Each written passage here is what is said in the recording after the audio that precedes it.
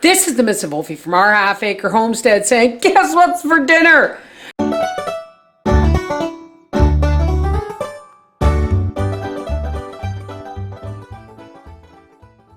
I am recycling the water that I'm blanching them in, and I'll show you why later. And here's a nice pot of small stalk and celery leaf that I've washed, and I'm going to boil this down.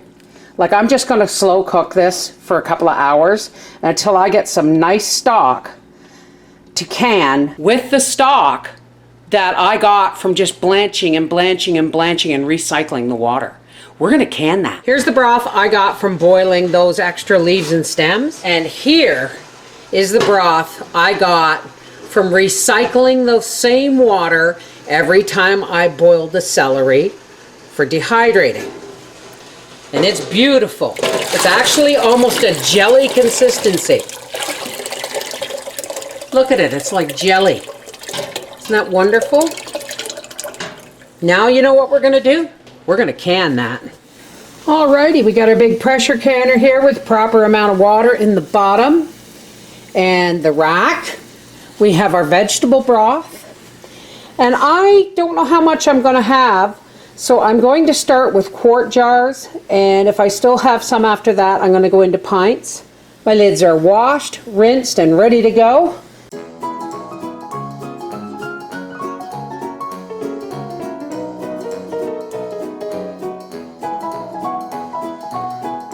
We're going to take our 4-cup measuring cup. We're going to fill our jars to 1 inch from the top.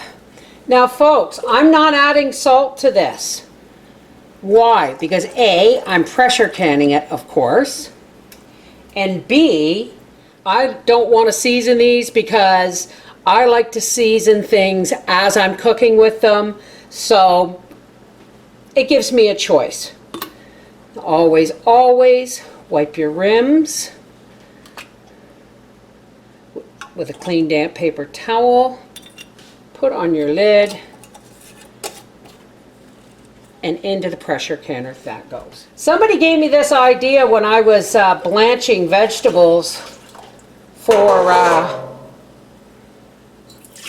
dehydrating project, and they said, tell me you saved that broth. And this is what gave me the idea of recycling the water every time I blanch the celery, because look at the color.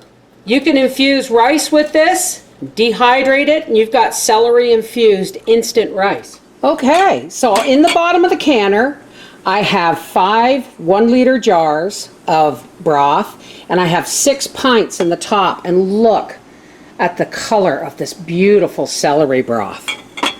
That's going to take chicken and rice to a whole new level this winter.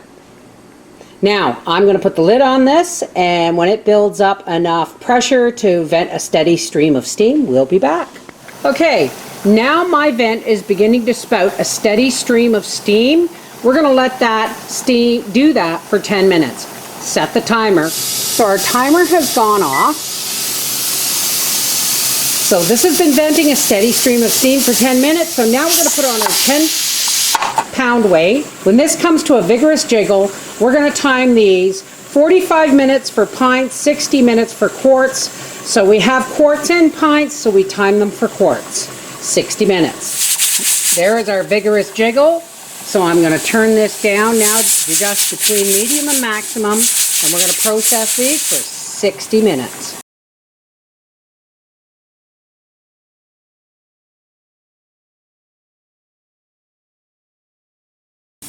Okay, our timer has gone off, so we're going to turn off our canner and we're going to let it cool down naturally.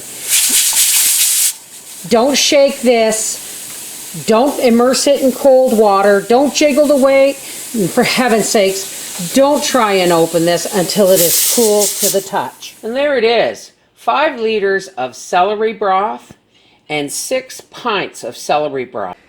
This is the Mrs. Wolfie from our half-acre homestead saying, celery, celery everywhere. Just kidding. I got so much from those celery beds. I'm glad all 4 of them didn't grow well. Take care, God bless.